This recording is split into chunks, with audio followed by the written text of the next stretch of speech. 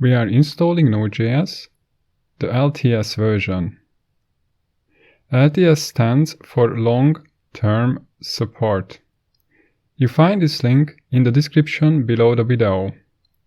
That's the official Node.js website. Now I open this link in the browser,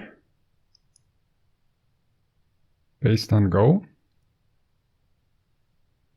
And LTS recommended for most users.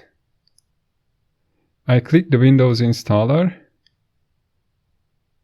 and I start it.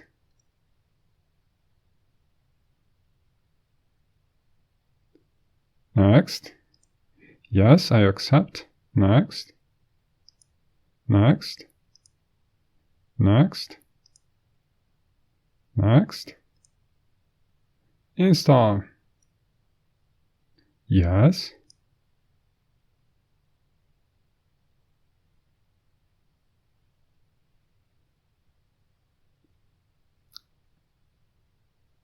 Finish.